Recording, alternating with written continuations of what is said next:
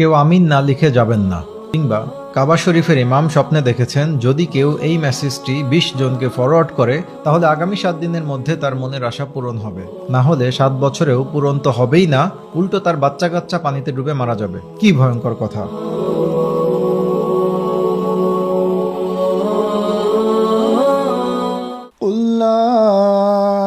أملك لنفسي نفعا ولا ضرا إلا ما شاء الله ولو كنت أعلم الغيب لاستكثرت من الخير وما مسني السوء إن أنا إلا نذير وبشير لقوم يؤمنون।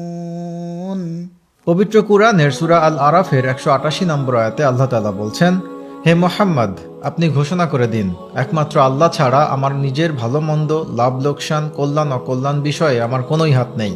আর আমি যদি গায়েবের খবর জানতাম তাহলে বহু কল্যাণ লাভ করতে পারতাম, আর কোনো প্রকার অকল্যাণ আমাকে স্পর্শ করতে পারত না। অর্থাৎ খোদ নবী সাল্লাল্লাহু আলাইহি ওয়াসাল্লাম পর্যন্ত ভবিষ্যতের বিষয় জানতেন না।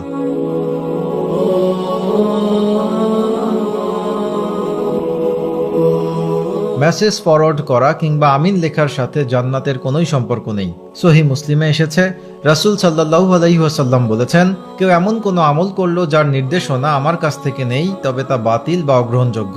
এরকম কোনো খবর প্রচার করার আগে সূরা আল হুজরাতের 6 নম্বর আয়াত আমাদের মনে রাখতে হবে। হে মুমিনগণ, যদি কোনো পাপাচারী ব্যক্তি তোমাদের কাছে কোনো সংবাদ নিয়ে আসে তবে তোমরা তা পরীক্ষা করে দেখবে, যাতে তোমরা অজ্ঞতাবশত কারো ক্ষতি না করো এবং পরে নিজের কাজের জন্য অনুতপ্ত হও।